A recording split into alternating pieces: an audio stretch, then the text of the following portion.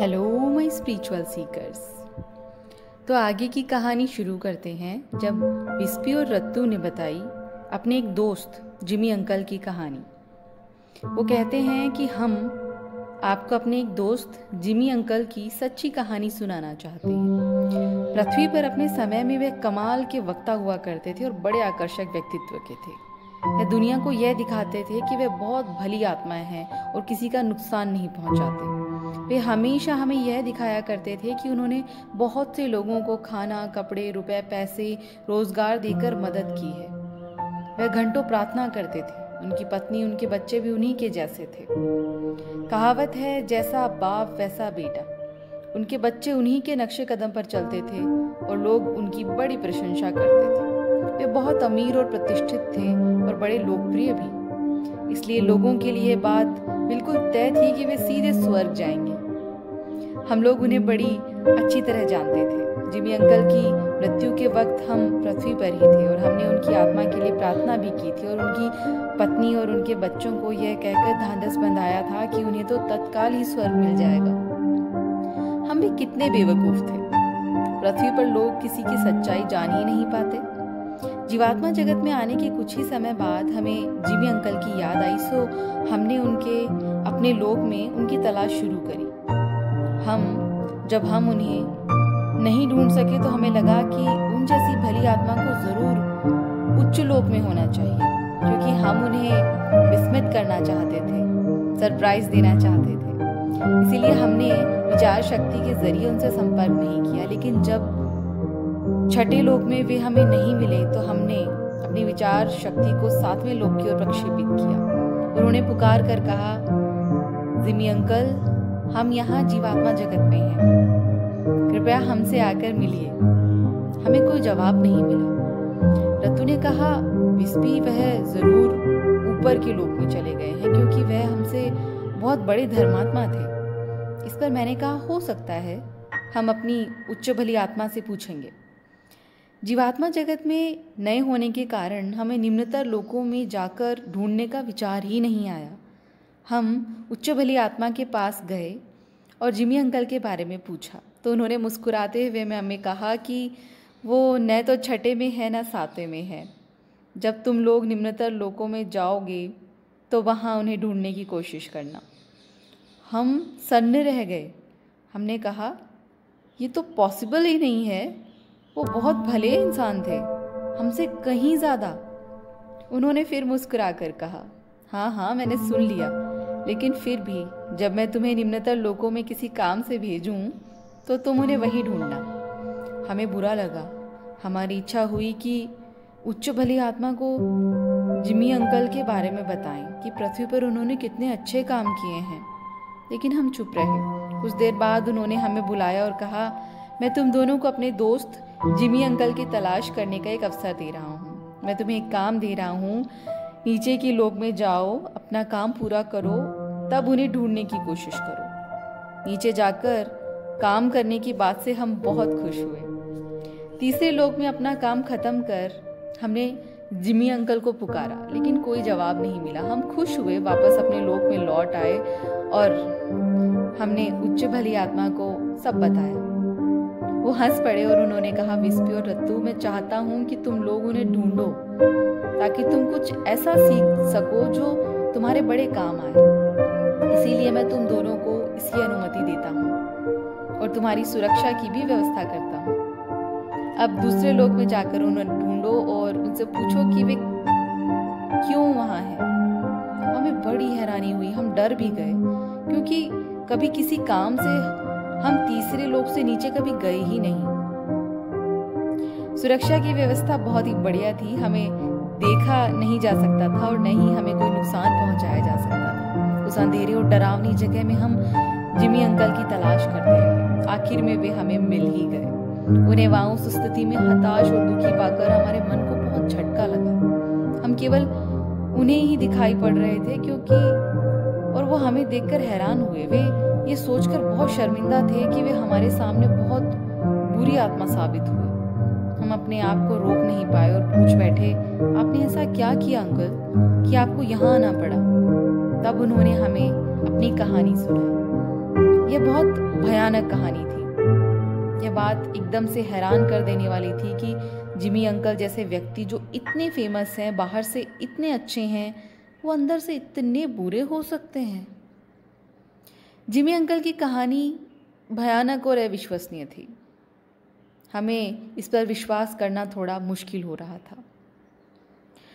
मेरे प्यारे मित्रों, विस्पी और रत्तू, तुम्हें लगता था कि मैं बहुत भली आत्मा हूँ, ऐसा जिमी अंकल ने कहा।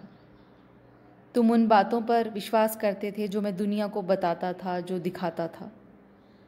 मुझे यकीन था कि मेरे सारे भयंकर पापों को ईश्वर क्षमा कर देंगे, क्योंकि मैं अच्छे काम करता था और मुझे विश्वास था कि मुझे मरने पर स्वर्ग प्राप्त होगा।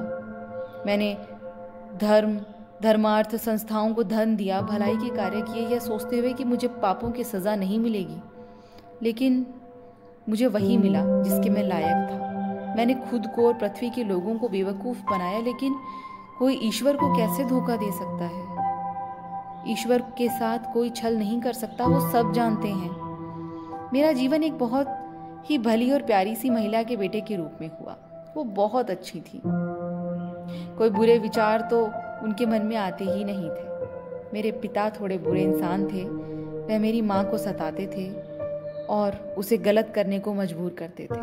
वह बहुत स्वार्थी इंसान थे और हमारे प्रति उनका व्यवहार बहुत बुरा था। वह मेरी माँ, मेरे भाइयों बहनों और मुझे, हम सबको गलत काम करने के लिए मजबूर करते थे। मेरे पिता इन बातों का मजाक उड़ाते थे और मेरी माँ को पागल कहते थे जब वो कोई अच्छी बात उन्हें बताती थी। एक समय ऐसा आया जब हम सभी भाई बहन अपने दुष्ट पिता से इतने प्रभावित हुए कि हम अपनी माँ को सचमुच पागल और बेवकूफ समझने लगे। वे चाहते थे कि हम अपनी भली और दयालु माँ का सम्मान न करें और उनके प्रति हमारा प्यार समाप्त हो जाए। मेरी माँ अपने बच्चों को उनके पिता के रास्ते पर चलता देखकर बहुत दुखी थी और एक दिन मेरी माँ ने मुझसे कहा, जिमी, मैं चाहती हूँ कि तुम अपने पिता के बताए हुए काम ना करो, क्योंकि वो गलत है। तुम अपने भाई बहनों में सबसे बड़े हो, इसलिए मैं चाहती हूँ कि तुम अपने भाई बहनों को गलत रास्ते पर जाने से रोको, उनकी मदद करो। मैं अपनी माँ पर हंसता था। मेरी माँ इससे बहुत निराश थी। हमारे पिता एक होनहार और प्रतिभाशाली इंसान हैं। तुम उनकी पत्नी होने के लायक ही नहीं हो, जाकर नदी में डूब मरो, ऐसा मैंने कहा और मेरी माँ ने बिल्कुल वैसा ही किया। अगली सुबह पुलिस आई और हमने अपनी माँ के मृत शरीर को घर के पास नदी के किनारे पाया। मैं सन्न रह गया, लेकिन मैं अभी भी उसे एक बेवकूफ़ और पागल महिला मान रहा था। मेरे विचार से वो बहुत कमज़ोर थी। हमारे पिता बहुत खुश थे क्योंकि अब उनके कामों में दखल देने वाली मेरी माँ नहीं रही और वे हमें आसानी से अपने रास्ते पर ले जा सकते थे। अब हमें हमारे पिता बुरे से बुरा इंसान बनाने की शिक्षा देने लगे और वह बहुत बड़े चोर थे। लेकिन अपनी माँ के मरने के बाद हमें यह पता चला, क्योंकि हमारे पिता से हम बहुत अधिक प्रभावित थे। हम सोचते थे कि हमारे लिए वे जितनी अच्छी अच्छी चीज़ें लाया करते थे, वह सब उन्हें लोगों द्वारा भेंट किया जाता था, जिनकी वे मदद करते थे। उन्होंने हम सबको ऐसा पाठ पढ़ा रखा था कि हमारा उन पर अटूट विश्वास था और हमने उनसे कभी कोई सवाल किया ही नहीं। उन्होंने हमें लोगों को बहलाकर उन्हें ठगने और उनके सामान उड़ाने में पारंगत बनाया।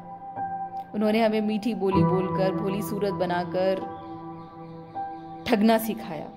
दुनिया के लिए हम सभी कर्तव्यनिष्ठ, दयालु, ईमानदार लोग थे, लेकिन अंदर से हम अपने पिता की तरह दुष्ट और शैतान थे। ये सभी बुरे कर्म हमने उनसे सीखे। उन्होंने हम सबको सिखाया कि कैसे बूढ़ी विधवा के लिए महिलाओं तक पहुंचे और उनका विश्वास, प्रेम जीते, उन्हें इस्तेमाल करें, उन्हें लूट कर निराश और गरीबी भरा जीवन बिताने के लिए मजबूर करें। बड़े गर्व के साथ वे बताया करते थे कि अनेक महिलाओं के साथ उन्होंने ऐसा किया था। कुछ सालों तक हम वही करते रहे जो हमारे पिता कहते थे और हम अपने दुष्ट पिता को पूजते थे। वह हमें नर्क की ओर ढकेलते रहे और उनसे प्रभावित होकर हम सचमुच खुश थे। उन्होंने हमारे दिमाग को इस तरह से अपने नियंत्रण में ले रखा था कि हम सीधे सीधे कुछ सोच ही नहीं पाते थे। कुछ सालों की खुशहाली के बाद पिता को बुखार रहने लगा और दूसरी बीमारियां भी उन्हें हो गई। धीरे धीरे वो बहुत बीमार रहने लगे। इसीलिए उन्होंने वह सब किया जो डॉक्टर ने बताया था। कुछ महीनों के बाद उनकी सेहत थोड़ी ठीक हुई और वह अकेले ही कहीं बाहर निकल पड़े, लेकिन उनके साथ एक दुर्घटना हो गई और उनके दोनों पैर और एक हाथ काटना पड़ा। दूसरा कोई उपाय नहीं था। ईश्वर ने शायद अपना न्याय शुरू कर दिया था, लेकिन मूर्खों की तरह हम अपने प्यारे पिता को कष्ट देने के लिए ईश्वर को कोसने लगे। कुछ दिनों बाद डॉक्टरों ने उनके लंग्स में कैंसर पाया और हम फिर ईश्वर को कोसते रहे। मेरी बहनें बीमार पिता की देखभाल करती थी। उन्हें असहनीय दर्द होता था और वे बहुत कमजोर हो गए थे। मेरी बहनों को पिता लंबे कोड़े से इसलिए पीटते थे क्योंकि उनसे दर्द सहन नहीं होता था। अपने कष्टों के लिए पिता ने हम सबको दोष देना शुरू कर दिया। वे हम पर चिल्लाते थे। हमारे एक पुरोहित थे। जब उन्होंने पिता की बीमारी और असहनीय दर्द के बारे में सुना तो वे हमारे घर आए। पहले की तरह पिता ने उनका स्वागत किया और पूछा कि मैं इतना कष्ट क्यों भोग रहा हूँ, जबकि मैंने किसी को कष्ट नहीं पहुँचाया और हमेशा सिर्फ अच्छे काम किए हैं। पुरोहित को क्या पता था कि मेरे पिता कितने बड़े दुष्ट थे। सो उन्होंने ईश्वर से पिता के लिए प्रार्थना की और ईश्वर से उन्हें ठीक कर पाने में मदद करने की विनती की। इसके बाद वह रोज़ शाम को हमारे घर आते थे और हम सभी उनके आने की तैयारी करते और थोड़े समय के लिए ही सही नैतिकता से बिहेव करते। एक दिन पुरोहित समय से ज़रा जल्दी पहुंचे और उन्होंने देखा कि मेरे पिता किस तरह से गंदी भाषा में मेरी बहनों पर चिल्ला रहे थे। यह सब सुनकर पुरोहित हैरान थे। वह मुड़े और बिना किसी को कुछ बताए वापस लौट गए। पुरोहित सचमुच एक बुद्धिमान और स्पष्टवादी व्यक्ति थे। उन्होंने एक पुलिस अधिकारी से बात की और उनसे कहा कि वह हमारे परिवार के बारे में सब कुछ पता करे और थोड़े ही दिनों में पुलिस ने सब पता किया और उन्होंने सारी जानकारियां हासिल कर ली। लेकिन अभाग्यवश उन्हें कोई सबूत नहीं मिला। उन्हें सूझ नहीं रहा था कि वे क्या करें। इस बीच मेरे पिता की हालत और बिगड़ती गई। त्वचा पर फोड़े और फुंसियां होने लग गई और उनका गुस्सा भी काफी बढ़ गया था। उनकी हालत देखी नहीं जाती थी, लेकिन वो फिर भी गालियां देते थे और कोसते थे और हम उनकी हालत के लिए ईश्वर को कोसते थे। पुरोहित इन सब के बारे में अच्छी तरह जानते थे क्योंकि उन्होंने बिना हमारी जानकारी के हम पर बड़ी गहराई से नजर रखी थी। और एक दिन जब हम सब लोग घर पर थे वो आए, क्योंकि उस दिन मेरे पिता की हालत बहुत खराब थी। हम सब पिता के कमरे में थे, इसीलिए वे सीधे वहीं पहुंचे और उन्होंने धीरे से कहा, जरा इधर देखो, तुम सब एक चमत्कार देखो।